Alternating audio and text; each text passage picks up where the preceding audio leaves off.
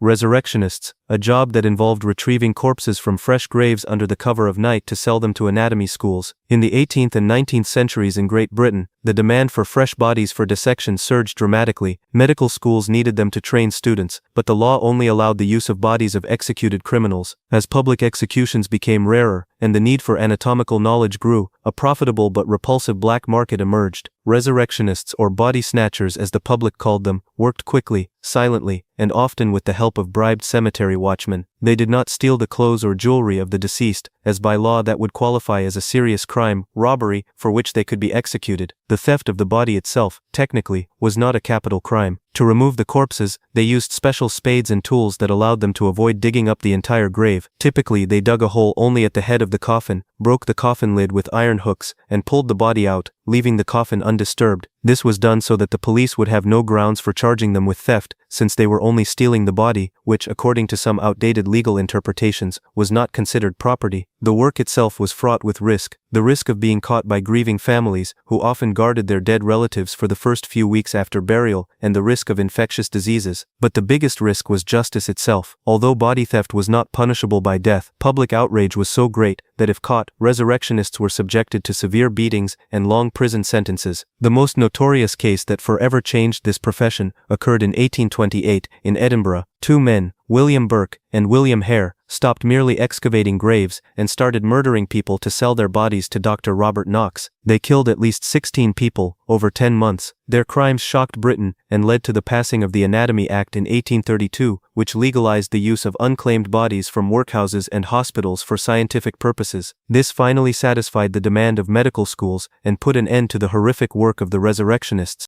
Ancient Roman sewer cleaners, the Cloaca Maxima, the Great Sewer, was one of the greatest engineering achievements of the Roman Empire, a system that drained waste from the city into the Tiber River. But someone had to keep this monumental facility running. This job fell to slaves and the poorest citizens. The sewer cleaners, known as fossetti, or, less formally, just scavengers, spent their days descending into utter darkness filled with miasma, poisonous gases, and human excrement. Ancient Romans had no concept of modern hygiene or germs, but they knew well that their drains generated extremely dangerous fumes. The sewers were often a network of tunnels that needed to be explored, cleared of solid waste, debris and most terrifyingly, methane and hydrogen sulfide, which could instantly render a person unconscious or, worse, cause an explosion from a stray spark. Workers had to wade through a thick, foul-smelling mixture of waste, often up to their waists in sludge. They had no protective gear except perhaps rags covering their nose and mouth. Besides the disgusting smell and toxic gases, the sewers harbored other dangers: the constant threat of rats, snakes and other pests that could bite and transmit deadly diseases. Tunnel collapse was also common, as the sewers were old and under constant pressure from urban structures. The work of a sewer cleaner was a death sentence. Few lived to old age, dying from fever, infections, or simply asphyxiation from the fumes. Roman society looked down on these people with contempt, considering them unclean. Although their work was vital to preventing epidemics in the capital, the workers themselves remained invisible and forgotten, spending their short lives battling the waste of tens of thousands of Romans. In some cases, if the sewers became too clogged, or required urgent repair after a flood, prisoners or prisoners of war were sent into the tunnels, for whom it was a form of punishment. Rat catchers. From the beginning of the Middle Ages up until the 19th century in Europe and North America, this profession was critically important for maintaining order, but was associated with maximum health risks. In Victorian England, as cities experienced rapid growth and unsanitary conditions were the norm, the need for rat catchers was constant. This profession did not require special skills, only bravery, speed, and a tolerance for extreme filth and danger. Rat catchers worked in basements, on dirty streets, in sewers, and docks, wherever waste accumulated. They used various methods, from simple traps and poisons, to specially trained dogs, but the most dangerous part of the job was direct contact with thousands of rats. The rodents were aggressive, especially when cornered, and their bites often led to infections, including rat bite fever, which was deadly in the pre-antibiotic era. Rat catchers carried in their pockets or bags, not only dead, but sometimes live rodents, which they sold for the bloody sport of rat baiting, a popular form of gambling in pubs. This trade in live cargo further increased the risk of infection. Public opinion about rat catchers was mixed. On one hand, they protected the city from epidemics. On the other, they themselves were considered dirty, antisocial individuals, avoided because of the smell and their obvious proximity to disease. One of the most famous rat catchers was Jack Black, who worked in London in the mid-19th century. He not only caught rats but also taught catching methods and sold parasite remedies. The description of his work by journalist Henry Mayhew highlights highlights the constant presence of danger. Black was bitten multiple times and constantly struggled with the threat of infection. Eventually, with improved sanitation and the introduction of more effective pest control methods, the profession faded away. Radium dial painters. In the early 20th century, particularly during and after World War I, a new, seemingly clean and even prestigious job emerged in the United States and other Western countries, painting luminous paint onto the dials of watches and instruments. The paint, which glowed in the dark, contained radium, an element discovered by Marie Curie, which was then considered almost magical. This work, requiring finesse and precision, was performed by young women, affectionately known as the Radium Girls. They worked in factories such as the United States Radium Corporation. The girls themselves were happy, the work was well paid, the conditions were bright and clean. To achieve maximum precision in applying the fine lines, the artists were instructed to point their brushes with their tongues. They licked the tip of the brush after each stroke, ingesting microdoses of radium. The Radium Girls loved their job, as the radium made their hair and clothes glow, and they even joked that they shined. But radium, being chemically similar to calcium, immediately began accumulating in their bones. The first signs of trouble appeared a few years later: strange joint pains, anemia, and most horrifyingly, jaw necrosis. The jawbones literally disintegrated from within, turning into a putrefying mass, a condition called radium jaw. When the girls began dying en masse from bone cancer, their employers, who themselves used protective lead screens, categorically denied the link between radium and the illnesses. They even funded doctors who gave the victims false diagnoses to tarnish their reputation and avoid liability. A group of surviving girls, led by Grace Fryer, sued the company in the mid-20s. Their trial, which drew public attention, they managed to win the case.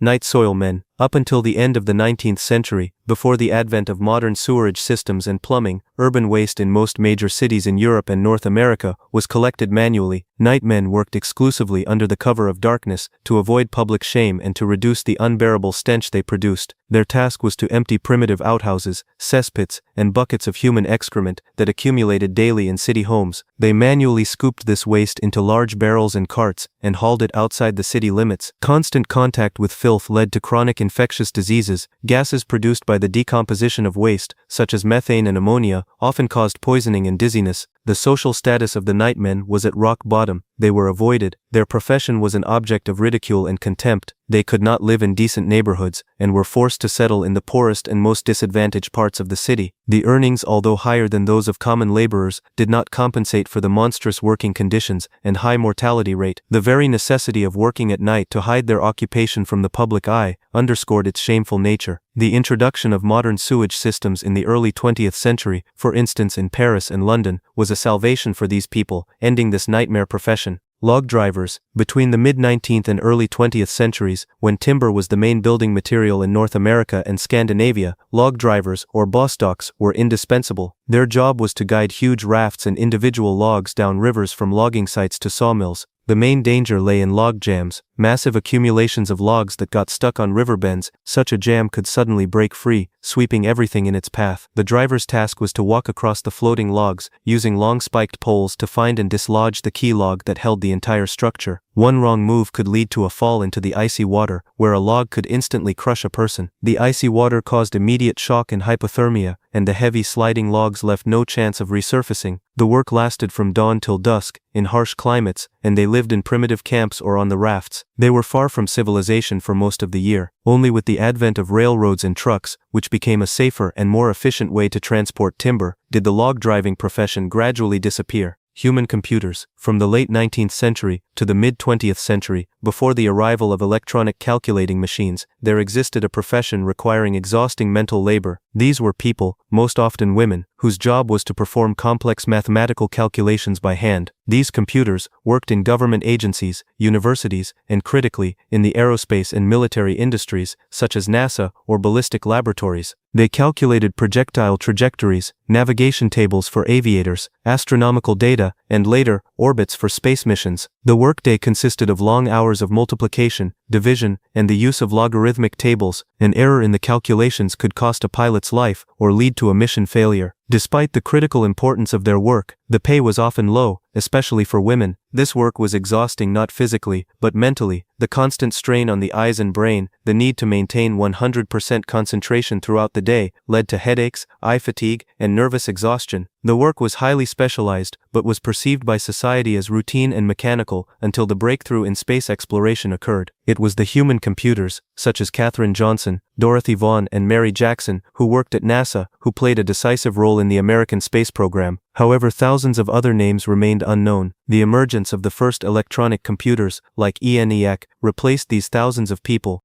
Leech collectors. In the 19th century, during the peak of the medical practice of bloodletting, the demand for medicinal leeches in Europe was enormous. Leeches were used to treat everything from headaches to inflammation. Leech collectors, known as sangsuyers, performed a repulsive and dangerous job that involved gathering these creatures from ponds and swamps. This profession was especially common in France, England and Ireland. The most common way was to wade into the marshy water where leeches lived and allow them to attach themselves to the legs. The collectors, often women and children from the poorest strata of society, wore minimal clothing or entered the water with bare legs. The leeches, attracted by the warmth and blood, latched onto the skin. After collection, the leeches had to be pulled off the skin, which led to significant bleeding and a high risk of infection. Leech collectors were exposed not only to bites but also to waterborne diseases such as malaria and typhoid, as well as colds and rheumatism. Some of them lost so much blood in the collection process that they became chronically anemic. Furthermore, leech habitats were often in remote and wild areas, full of other dangers such as snakes and predators. As the demand for leeches sometimes exceeded supply, true leech rushes occurred, with thousands of people flocking to the swamps. In some regions of Europe, this led to the depletion of natural leech stocks. Their scarred and often infected legs were a clear testament to their grueling work. Although they supplied the medical industry with a vital commodity, their labor was despised. By the end of the 19th century, as scientific medicine began to abandon bloodletting as a cure-all, the demand for leeches plummeted, and the profession virtually disappeared.